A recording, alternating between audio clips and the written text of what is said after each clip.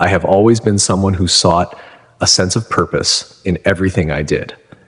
My name is Reverend Thomas Bennett, and I have spent the last 48 years of my life devoted to my faith, my family, and most importantly, my mission to advocate for love and inclusion in a world that often seems divided. I grew up in a small town where the message of the church was clear. Salvation was only for the righteous, and if you didn't follow the rules, you were excluded from the grace of God. As a young boy, I struggled to understand this harsh division. Even at a young age, I found myself questioning the fundamental message of the church. Why would a loving God shut anyone out based on the circumstances of their birth or their personal identity?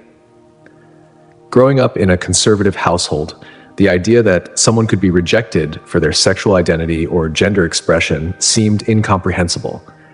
The world I saw around me was far from inclusive, yet the gospel of Jesus Christ was anything but exclusive. Jesus' message was simple: love your neighbor as yourself. And that love, that pure, unconditional love, had no boundaries, no caveats, no restrictions based on who you loved or how you identified. That love should have transcended everything. But I found myself faced with the painful reality that many in the church were not embracing it. I knew early on that I wanted to be a pastor, not for the status or the recognition, but because I believed the church had a responsibility to evolve. I entered seminary with a strong conviction that the church could become a sanctuary for everyone, including those whom society and even religious institutions had pushed to the margins. I wanted to be a voice for the voiceless, particularly the LGBTQ+ community, who were often told that their love was not worthy of God's grace. I couldn't understand how a community that claimed to follow the teachings of Christ could overlook the humanity of so many people simply because of their sexual orientation or gender identity. When I became a pastor, I made it my mission to create a church that was a true sanctuary, a place where people could come as they were and feel the embrace of a loving, accepting God. I preached about love, compassion, and inclusion. I made sure to speak out against homophobia, transphobia, and any form of exclusion. The more I learned about God's love, the more I understood that there was no one who could be excluded from His grace. Jesus Christ didn't turn away the outcasts, the sinners, or the misfits. He embraced them. So why should we?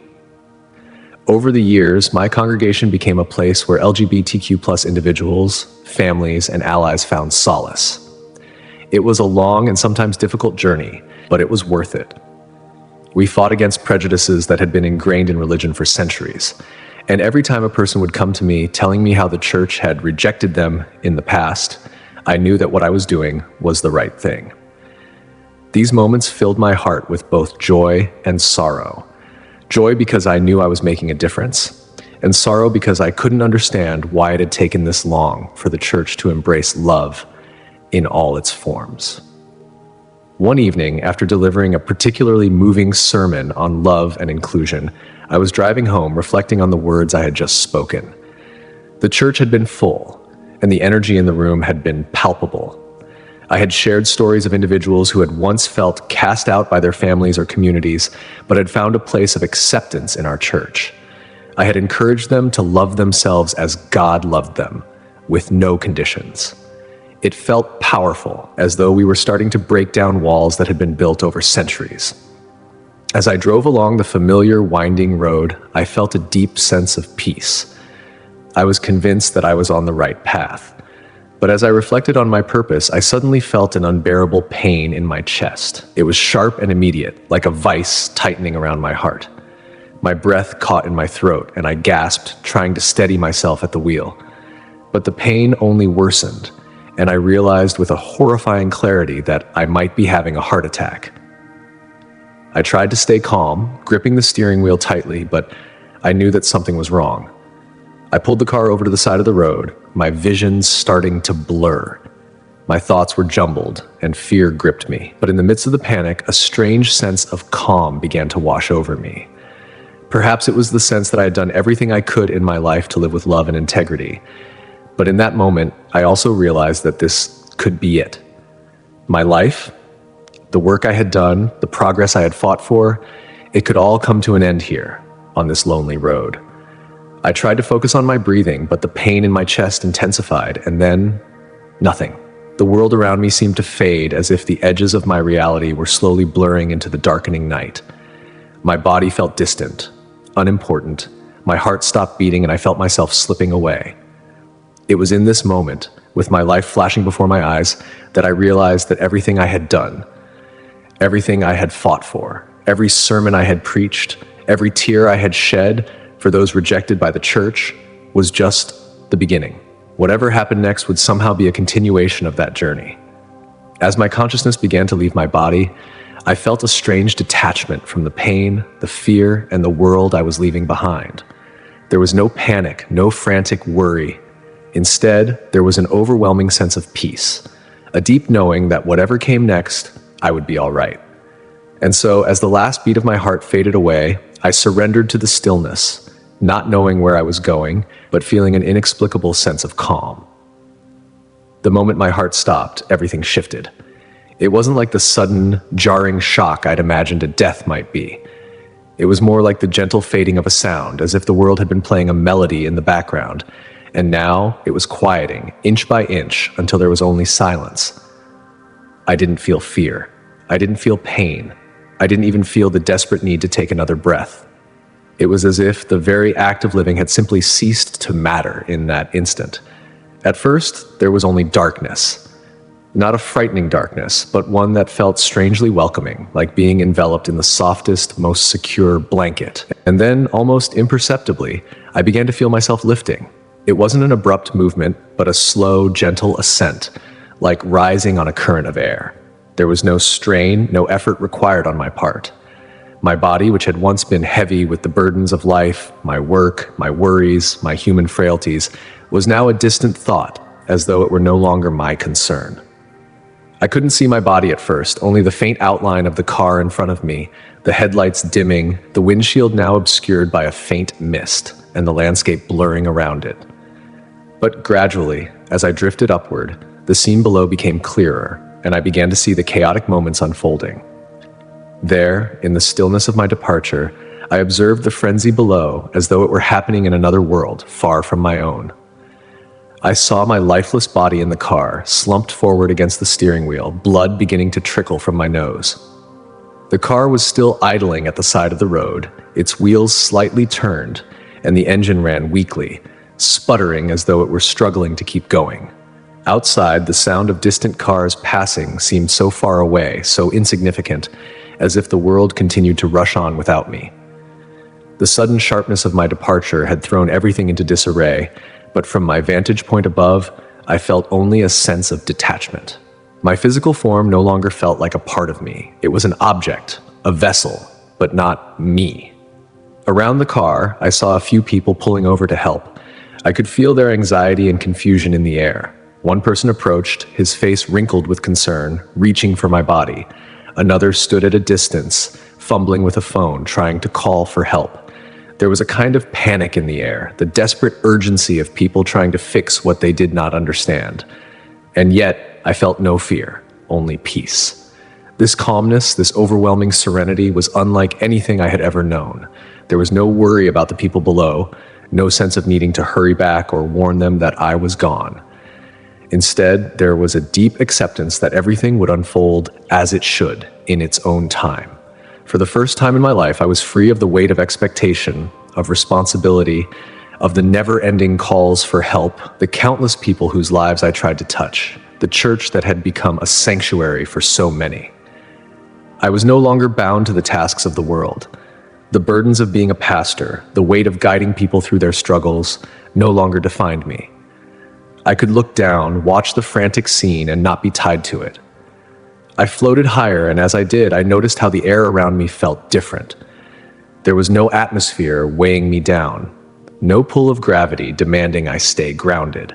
It was as though I was being drawn towards something greater, toward a place that transcended the limitations of my earthly existence. The space around me was expanding, but not in the way that distance stretches in our physical world. Instead, it felt infinite in a way I couldn't describe, as though I were part of something much larger, something vast, something eternal. As I continued to rise, I began to sense that I was moving away from the earthly realm, but not in a manner that was painful or disruptive. It was like I was being gently carried by a current of light, a current that enveloped me, lifting me with gentle arms of grace. I could still see the world below me, the chaos, the people still attempting to help, but it now felt like a distant, irrelevant scene playing out far below. The further I drifted, the more I felt that sense of peace intensifying. It was as though everything I had known, the noise, the clamor, the turmoil of human life, was fading into the background, leaving only a serene stillness. I realized in this moment that the pain I had experienced in my body, the pain that had caused me to stop breathing, was no longer mine to bear. It was as if it had never existed. The physical limitations of my form had been shed like an old garment, leaving me free to move, to float, to exist in a new boundless way. And then, almost imperceptibly, something shifted. The dark expanse around me began to lighten, not to the bright, harsh light of the sun, but to a soft, radiant glow. It wasn't glaring or overwhelming. Instead, it was warm and inviting, like the first rays of dawn breaking over the horizon. I felt drawn to it, as though it was pulling me in, gently and irresistibly. I didn't understand what was happening, but I knew with every fiber of my being that I was headed towards something, someone who would guide me. And as I drifted closer to this light, the peace around me deepened, filling me with a sense of security and calmness that I had never known in life. For the first time, I felt that I was truly, utterly, and completely safe. And in that moment of serenity, I understood. I was no longer Thomas Bennett, the pastor, the husband, the father, the advocate for LGBTQ+ inclusion in the church. I was no longer bound by the roles I had played, the burdens I had carried, the doubts I had struggled with. I was now just a soul, drifting towards something beautiful, something infinitely loving. It was as though I was stepping into the embrace of something eternal, something that transcended all earthly understanding. There was no fear, there was no sadness, there was only peace. As I floated toward the light, the noise of the world below continued, but I no longer cared. I knew somehow that the world I had left behind would continue to move, continue to struggle, continue to search for answers. But I also knew that this moment, this transition, was part of something much larger than I could comprehend. And with that realization, I let go of my worries, let go of my fears, let go of the world I had known. I was free. I was drawn to the light. It wasn't a blinding, unbearable radiance. It wasn't harsh or intrusive. It was something far gentler, like a soft glow that slowly expanded, gradually enveloping me in its warmth. There was no discomfort in it, no need to shield my eyes. It felt instead like the embrace of a long-lost friend, an embrace I hadn't known I needed, but now, in this moment, could never imagine living without. As I moved closer, the light became more defined. It was no longer just a haze of brilliance. It began to take shape, forming a figure standing before me, radiant and warm, like the sun just before it sets, glowing with a light that didn't hurt your eyes but drew you in, filled you with peace. There, standing in front of me, was a figure I instantly recognized. The man, the teacher, the savior, Jesus. He was standing before me, a figure of absolute calm and love, radiating the deepest sense of peace I could ever imagine. His presence was immense, not in a physical sense, but in the overwhelming feeling of safety and warmth that emanated from him. There was no harshness in his expression, no judgment, no condemnation. There was only compassion, an endless well of love that enveloped me in a way I had never felt before. Every ounce of fear, anxiety, and pain that had once weighed on my heart seemed to dissipate the moment I looked into his eyes. I had always imagined meeting Jesus, what it might be like, what I would say, what I might ask. But in this moment, none of those thoughts mattered. I didn't need words. There was no need for me to explain myself, to defend the choices I had made, to justify the struggles I had endured. Everything I had carried, all the burdens I had borne, all the questions I had wondered about my purpose, my identity, my mission, it was all understood without a single spoken word. In his presence, there was no need for explanation. I was seen, I was known, and most importantly, I was loved. Jesus did not judge me for the work I had done on earth, nor did he question the choices I had made. There was no critique, no harsh words about my attempts to change the church, no approval or disapproval about my advocacy for the LGBTQ+ community. There were no labels, no categories. He simply accepted me as I was, broken, flawed, passionate, and flawed again, just as I was, with all my love and all my imperfections. And it was in that profound acceptance, in that moment of pure, unfiltered love, that I realized the truth. It was not the doctrine of the church, nor the specific beliefs I held, that would ultimately save me. It was love, unconditional love. The kind of love that doesn't seek to change you or mold you into someone else. It simply embraces you as you are, in all your complexity and beauty, your faults and your virtues, your struggles and your triumphs. That was the love I felt in Jesus' presence, a love that didn't demand that I be something I wasn't, but accepted me fully without hesitation. As I stood before him, unable to find the words to express the depth of gratitude and wonder I felt, Jesus spoke. His voice was not like any sound I had ever heard on earth. It was a voice that transcended language, a voice that bypassed the need for words altogether. It was more like a feeling, a vibration of understanding that resonated deep within my being. "My child," he said, his voice like a melody, rich with love, "you are loved. You have always been loved. And the love you have shown to others, the love that has brought you to this place, is the same love that flows through me. It is the love that binds all things together." I could feel the weight of his words, but there was no sense of guilt or condemnation in them, only peace, only warmth. He spoke not to point out my failures or my shortcomings, but to remind me that love in its purest form was the answer to everything. "You see," he continued, "it is love that will heal the world. It is love that will bring unity to the divided. It is love that transcends all the walls you have built between each other, whether in your minds, in your hearts, or in your institutions. Love is the true path to salvation, the true way to bring healing to the broken, to bring peace to the restless." I understood in that moment that love was not just an ideal to be aspired to. It was the very foundation of existence. It was what I had always believed in, deep down, the belief that we as people of faith must love unconditionally, just as Jesus did. That was the essence of his teachings. It wasn't about rules or judgments. It was about embracing one another, no matter our differences. His words were not merely comforting, they were liberating. In this place, there were no boundaries, no divisions. There was no us and them. There was no concept of right or wrong in the way the world had once defined it. There was only love.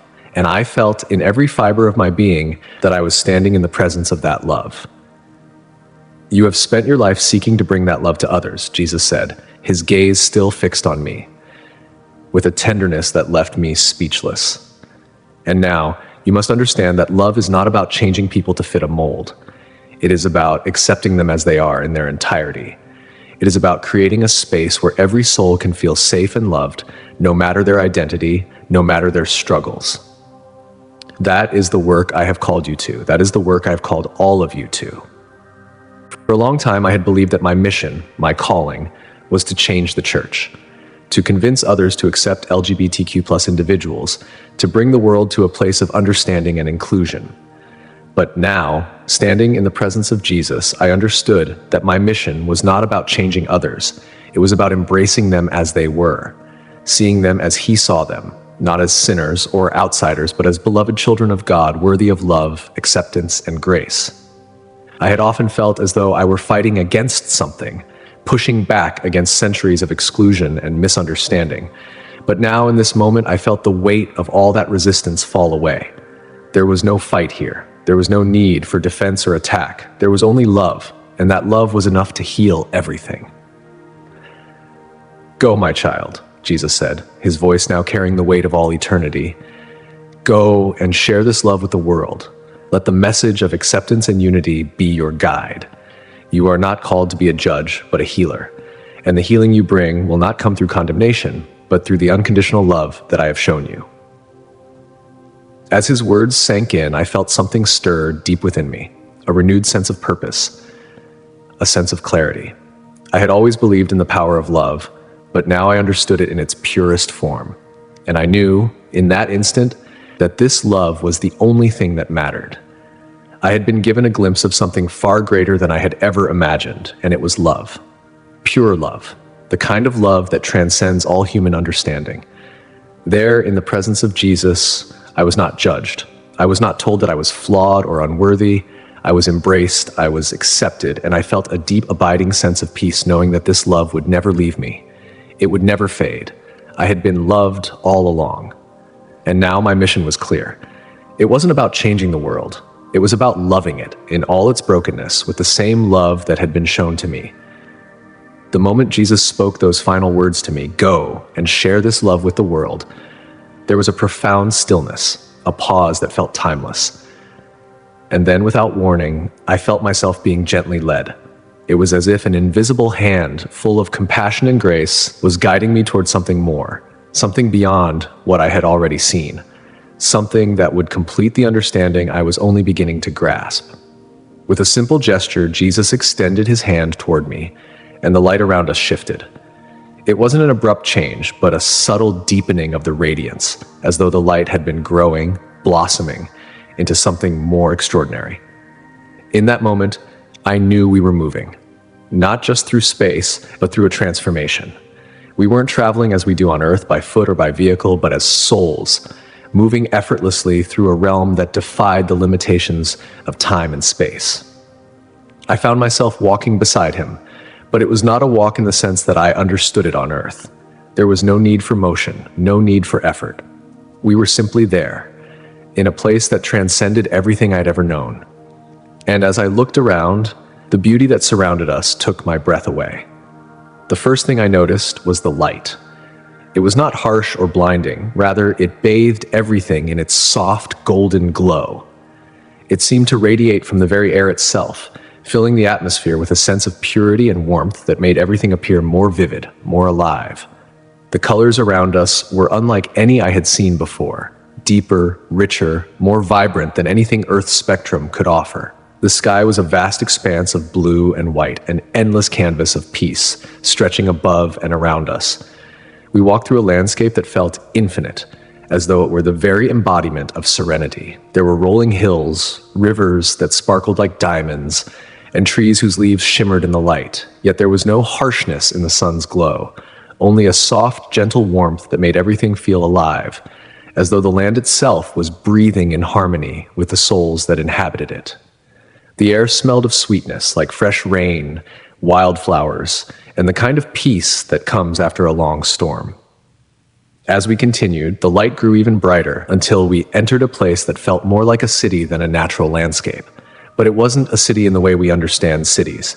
There were no buildings, no looming skyscrapers or noisy streets. Instead, it was a city of light, a radiant city, the kind of beauty that can only be described as otherworldly. There were structures of pure brilliance, but they didn't seem to be made of stone or glass as we would understand it. They were woven from light itself, glowing yet warm to the touch, shimmering with a brightness that didn't burn. It felt more like a realm than a physical city, yet it was as solid as anything I'd ever seen. And then I saw them, the people, the souls who lived in this place. At first, I was struck by how alive they seemed, more so than anything I had ever witnessed on Earth. They were radiant, but not in a way that felt distant or unreachable.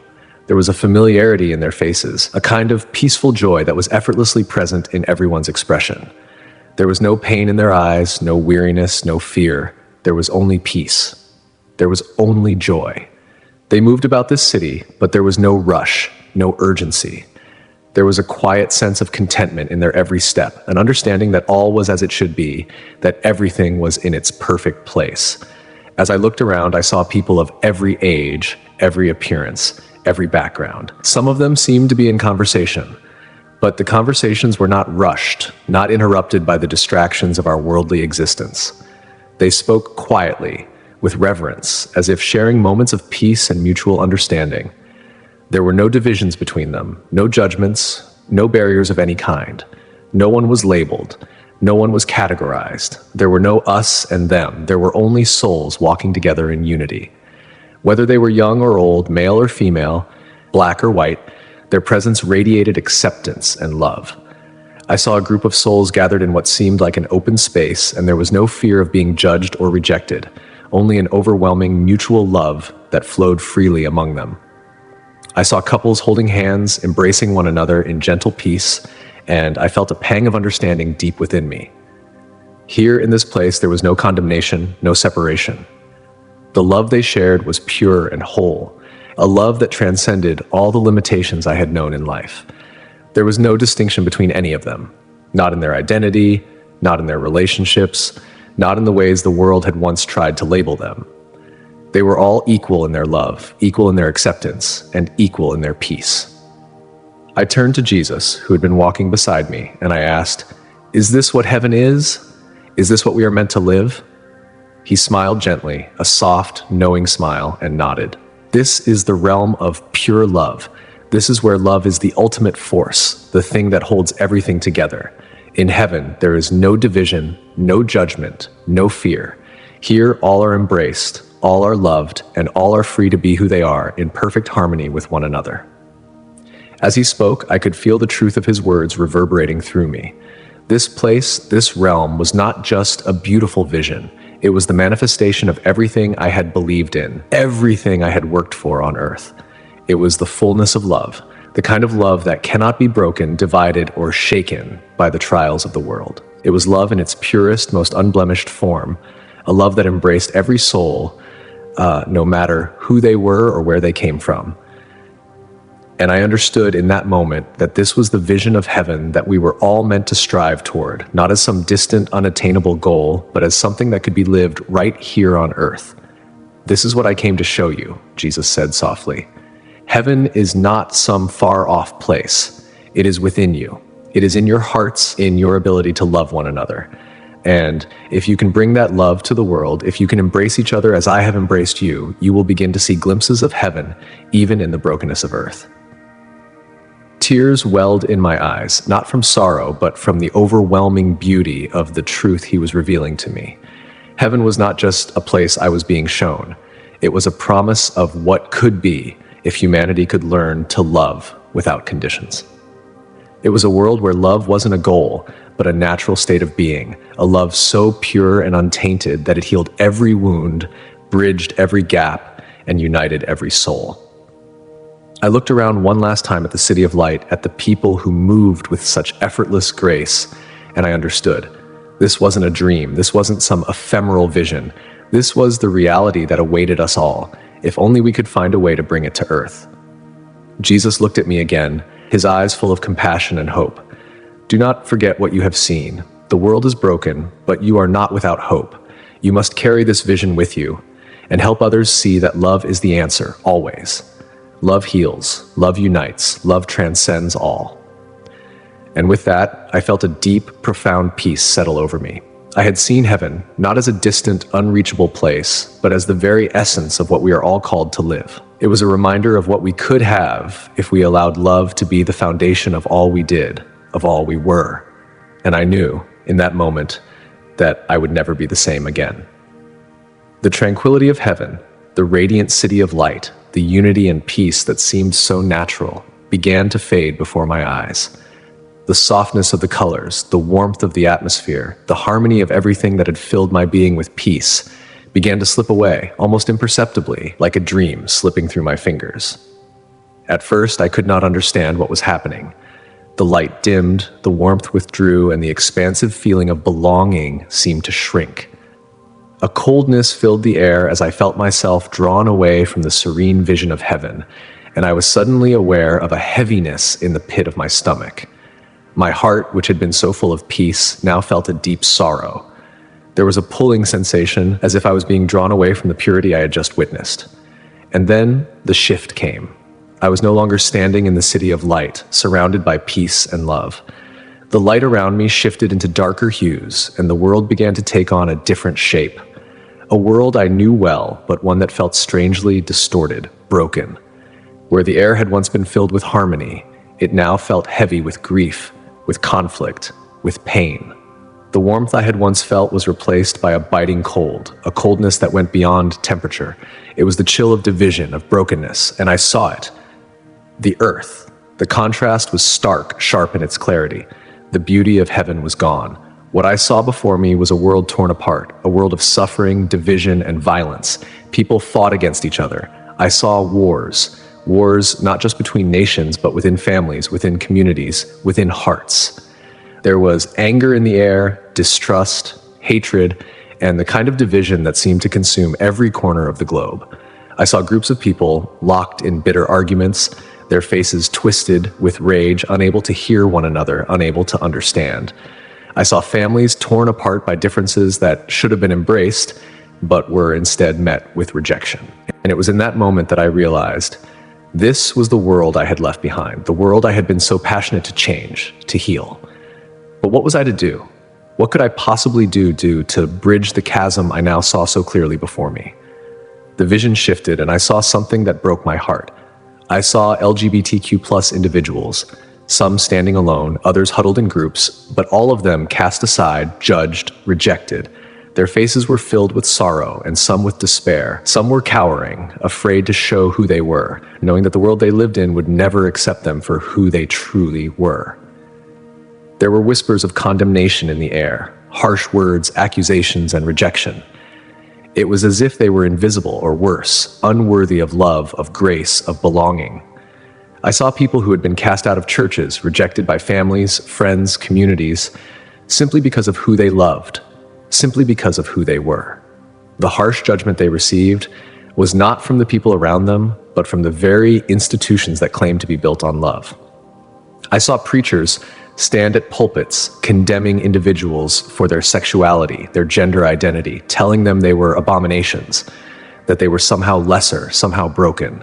The pain in the eyes of those listening, the pain in their souls, was unbearable. How had the message of love of Jesus become so distorted? The division wasn't just among individuals. It ran deep within the very foundations of religion itself. I saw communities of faith in chaos, fighting over who was worthy of God's love and who was not. I saw denominations at odds, each claiming to have the true understanding of Scripture, and each casting out those they deemed unworthy, whether they were LGBTQ+, or anyone who didn't fit into their narrow view of righteousness. The churches, places that should have been filled with compassion, had become fortresses of judgment, brick walls built to separate rather than to unite. I saw the brokenness that religion itself had inflicted on so many, and I realized that it was not just the world that was hurting. It was the church, too. The same institution that should have been spreading the message of unconditional love, acceptance, and healing was itself in desperate need of healing. As I looked at the suffering around me, the deep pain, the fear, the division, it became clear. This world had strayed far from the message of love that Jesus had taught. It had forgotten what he had come to show us. It had forgotten that God's love was unconditional, that there were no boundaries, no exceptions. It wasn't about being perfect or conforming to any human standard. It was about being loved as we are. But that message had been obscured.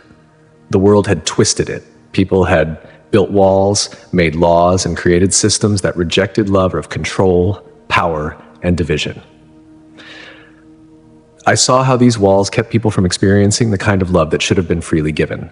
I saw the judgment that had filled the hearts of so many, the inability to see the humanity in others, to love without conditions. The weight of it all, the weight of this suffering, was crushing. And in that moment, I realized that this was the reality I had left behind. This was the world I had been so eager to change. And yet, seeing it now, I understood how deeply broken it was. It wasn't just that the world had strayed from love, it had rejected it. And in doing so, it had created a chasm, a rift that seemed insurmountable. Tears filled my eyes, not just for the suffering I had witnessed, but for the knowledge that despite everything, there was still hope. There had to be. And then, as if in response to the aching sorrow in my heart, I felt a gentle hand on my shoulder. I turned to find Jesus standing beside me once again. His presence was as comforting as it had been before, and the peace he radiated calmed the turbulence I had felt. He looked at me, his eyes full of compassion, but there was also a deep urgency. "You see now, don't you?" he asked, his voice soft but filled with weight. I nodded, unable to speak, my heart heavy with the weight of what I had just witnessed. The suffering was immense, and yet, in the depths of my soul, I knew there was something more, something that could heal this, something that had the power to heal everything. "It is up to you, my child," he said, his voice calm yet filled with profound meaning. "It is up to you and those who are called to love, those who carry the message of inclusion, of grace, of unconditional love, to heal this brokenness. You must carry the message to the world that love is the way, that love transcends all differences, all fears, all divisions. His words struck me like a bolt of lightning. I realized then that the healing wasn't just for the LGBTQ+ community. It wasn't just for the church. It was for the whole of humanity, for all who had been divided, rejected, and forgotten. The world had turned away from the message of love, but it was not too late. There was still hope. There was still time. The vision continued, showing me more suffering, the poor, the marginalized, the homeless, the sick, all struggling in the darkness, waiting for the light. But I also saw something else. I saw the small flickers of light in the midst of the darkness. People who were reaching out, people who were trying to change things, people who were loving despite the judgment, people who were healing despite the rejection. Jesus' hand was still on my shoulder. There are those, he said, who are already working toward healing. But there must be more. There must be many who are willing to stand for love, stand for compassion, stand for unity. You must be the light in this world. And I understood in that moment that the mission had never been more urgent. There was so much suffering, so much division, but there was also hope. Hope that could only come from the power of love. It was time to take that love back to earth, to heal what had been broken, to restore what had been lost. And I knew now with absolute clarity that I was called to be part of that healing. It would not be easy, but it was necessary. The warmth of Jesus' presence remained with me, like an anchor in the vast expanse of love that seemed to stretch forever. But as I stood beside him, watching the flickers of light in the darkness, the peace I had once felt began to shift again, this time to a deeper urgency. I could feel it in the air. It was as if the atmosphere had thickened, charged with an undeniable weight. Jesus' eyes, always so full of compassion, now held something more. A fire. A burning intensity that I hadn't noticed before. His voice, once soft and soothing, now carried an urgent, prophetic tone that pierced through the stillness. You see now, don't you? You see the choices the world faces. His voice, gentle but firm, reverberated in my soul. The time is running out. I nodded silently, still processing everything I had witnessed. How could I not see? The brokenness of earth was laid bare before me. But I was still trying to reconcile the beauty of heaven with the pain of the world. I wanted so badly to stay, to remain in that peaceful place where there was no suffering, no division, only love. But the call of the world, a world in desperate need of healing, echoed within me. I had a choice to make. Jesus continued, his voice growing more insistent. The world is at a crossroads. The church, which is supposed to be the beacon of love, must decide, will it continue to condemn those who are different, or will it finally embrace love, inclusion, and compassion? The time for division is over. The time for judgment is over. The weight of his words settled heavily on my chest. The earth was indeed at a critical point. There was so much division, so much hate, so much fear. The message of love that Jesus had given us seemed so distant in so many corners of the world. The church, once a sanctuary of compassion and healing, had become an institution that, for many, was more associated with condemnation than love. It was as if the world was waiting for a sign, waiting for someone to be the light, to remind them of the truth. His eyes fixed on mine, and I felt the gravity of the moment. Especially the marginalized, the ones who have been rejected, forgotten, or cast aside, he said, his voice heavy with emotion. The LGBTQ+ community is among the most abandoned by the church. They are my children too. My love for them is no different from my love for anyone else. They need the hope, the love, the acceptance that you, my followers, have been called to share. The words hit me like a flood. I had spent my entire life fighting for inclusion, advocating for those who had been cast aside by religious institutions, trying to show people that God's love had no limits. But now, standing in the presence of Jesus, I understood more deeply than ever that this mission was not just my own, it was divine. They have been rejected by so many, even by the very people who are supposed to show them love, Jesus continued. And yet, they are mine, all of them. Just as you are, just as everyone else is. You must return to earth and you must bring my message with you. My message of unconditional love. You must stand with them, embrace them, and show them the love that they have been denied. I felt a deep sense of conviction flood my heart. I had always known that the church had failed many, especially the LGBTQ plus community. But now, it was as if I could feel the weight of that failure pressing down on my soul. The people who had been cast out, the ones who were made to feel less than human, the ones who were told they were broken, they were God's children too. I had always believed this, but now I felt it in the deepest parts of my being, a truth that could not be denied. Jesus continued, his voice steady but full of concern. The world is not as it should be. It is broken, but it is not beyond repair. I have called you and others to be my hands, my feet, my voice on earth. You must carry my message of love into the world.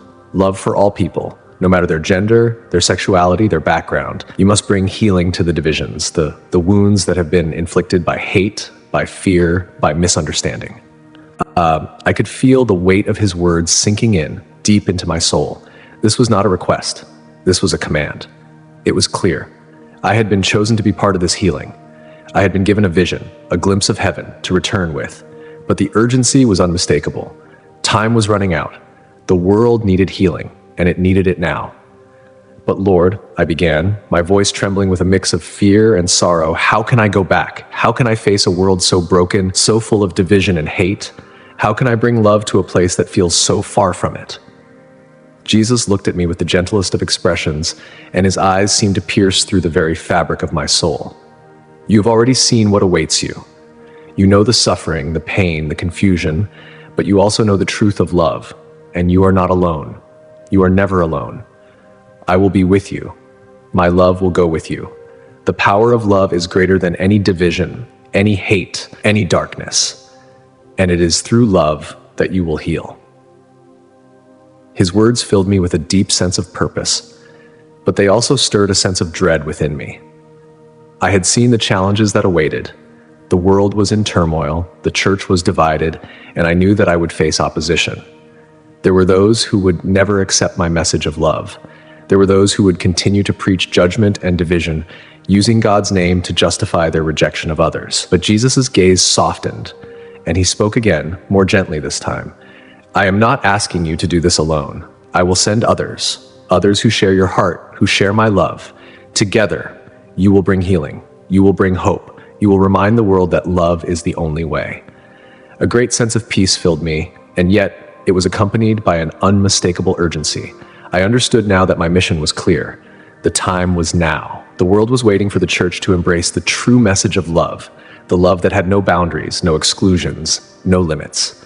It was up to me and others like me to remind the world of that truth. As I stood there, feeling both the weight and the grace of his call, a part of me felt torn. The peace of heaven was so comforting, so beautiful, but I knew that the work was not finished. My place was not there, not yet. Go, Jesus said, gently but firmly, go back to your people. Show them my love. Lead them into the light. You will not be alone. You will be my hands, my heart on earth, and through you, others will see my love. You are ready. You must go. And with that, a deep sense of clarity washed over me.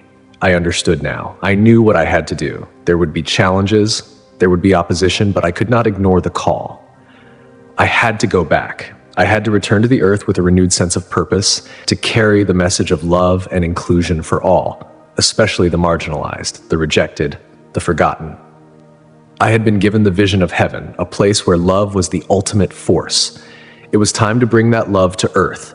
I had been sent to heal the brokenness, to remind the world that love transcends all divisions. There was no time to waste. The world needed me.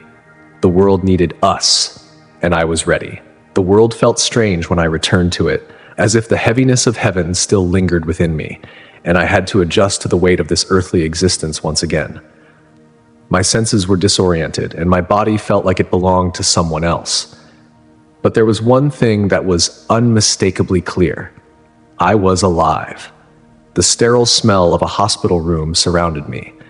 I blinked, trying to make sense of the scene, and found myself gazing up at the bright, unforgiving lights overhead. My chest felt tight. My heart still thudded weakly, as if it had only just started to beat again. I could feel the coldness of the hospital sheets beneath me, and a quick, sharp pain in my body reminded me of the trauma I had endured. But none of that mattered in that moment. None of it held the same weight as the fire that now burned in my soul. I was alive, and I was not the same. Paramedics hovered nearby, speaking in urgent tones as they checked my vitals. Their faces were a mix of astonishment and disbelief. "Unbelievable," one of them muttered, looking at the machines that had been monitoring me. "I thought we lost you for good." There was no pulse. Despite their shock, I felt only calm. There was no panic, no fear, no anxiety. My body might have been weak, but my spirit, my soul was stronger than it had ever been. I knew I had returned for a reason. There was work to be done, a message to share. I slowly sat up, feeling the dull ache in my limbs, but it didn't matter. My mind was alive with the visions I had witnessed, with the clarity that had washed over me in heaven. I couldn't keep it to myself anymore. I had seen the truth. I had been called, and I had to answer. "Is he okay?" one of the paramedics asked, noticing that I was beginning to stir. His voice was concerned, but held a trace of awe. I looked around, finding them all watching me with an intensity that I hadn't expected. "I'm fine," I said, my voice raspy but steady. "I'm more than fine." They exchanged confused glances, not understanding. I didn't know how to explain it to them, not yet anyway, but I didn't need to. The truth had already been etched into my heart. I had come back with a purpose, a mission. I had to speak. I had to share what I had seen, what I had learned. The urgency of Jesus' message still burned inside me, urging me to act. The days that followed were a blur of hospital tests, doctor visits, and concerned family members who couldn't quite comprehend what had happened to me. But every time I closed my eyes, I saw the faces of those who were suffering, those who had been cast aside by society, by the church, by their families. I could hear their cries for love, their cries for acceptance, and in the silence of my hospital room, I heard Jesus' voice echoing in my mind. Go and share the message. They need to know that love is the answer. You are my voice now." I didn't waste time. As soon as I could, I began speaking to my congregation, to my friends, to anyone who would listen. I shared my experience in vivid detail, how I had witnessed heaven, how I had been embraced by the unconditional love of Jesus, how I had seen the beautiful harmony of a world without division, without judgment. I told them about the brokenness of earth, how the world was teetering on the edge of despair, how the message of love and inclusion had to be embraced by the church. "There is a call," I told them, my voice shaking with passion. "A call to love, not just the easy to love, not just those who look like us or believe like us, but to love the marginalized, the outcasts, the rejected, the ones who have been abandoned by the very people who should have embraced them. This includes the LGBTQ+ community, those whom the church has often cast aside in the name of condemnation. But Jesus does not condemn them. He loves them, and he loves all of us, regardless of our differences." Some of them stared at me in stunned silence. Others squirmed in their seats, clearly uncomfortable with the direction I was taking. The air was thick with tension, but I didn't back down. I couldn't. I had seen the truth too clearly. "There is no division in God's love," I continued, my voice gaining strength. "No one is excluded from the kingdom of heaven. If we want to be the hands and feet of Jesus on earth, we must extend that love to everyone. We must love as he loves, without judgment, without exclusion, without fear." There were those who listened intently, their faces softening as I spoke. I could see it in their eyes, the flickers of recognition, the understanding that perhaps they had been wrong. Perhaps they had misunderstood the message of Jesus. But there were others who were skeptical. They couldn't reconcile what I was saying with the teachings they had grown up with. Some even left, unable to hear the truth I was speaking. But the seed had been planted, and that was all that mattered. In the days that followed, I began to speak more broadly, at community events, at interfaith gatherings, and on social media. I shared my story with anyone who would listen. I told them of the beauty of heaven, of the love I had experienced, and the message Jesus had entrusted to me. I spoke about the suffering of the LGBTQ+ community, about how the world needed to change, how the church needed to change. The message of love, hope, and inclusion had to spread, or the world would continue to fracture. As I spoke, something incredible began to happen. People came to me, many of them from the LGBTQ+ community, thanking me for sharing my experience. They had been told by so many that they were broken, that they didn't belong, that their love was somehow less worthy. But now they were hearing a message of acceptance, a message that Jesus loved them just as they were. I saw lives begin to change, relationships that had been fractured healed. Families who had rejected their children were slowly opening their hearts. It wasn't easy, and it didn't happen overnight, but the message of love was gaining momentum. People were beginning to realize that love, not judgment, was the answer to the world's brokenness. But there was more work to be done, much more. The pain was still very real, and the divisions remained. The world was still suffering, and the church, though it was beginning to shift, still had a long way to go. But I had seen the power of love. I had witnessed the healing that was possible when we embraced one another without condition. I had seen what could be. And I knew that this message, this truth, had to spread far and wide. I continued my work, determined to be the voice of love, to be the hands of healing. I spoke to anyone who would listen, always with the same message: love one another, no matter what. No one is beyond the reach of God's love.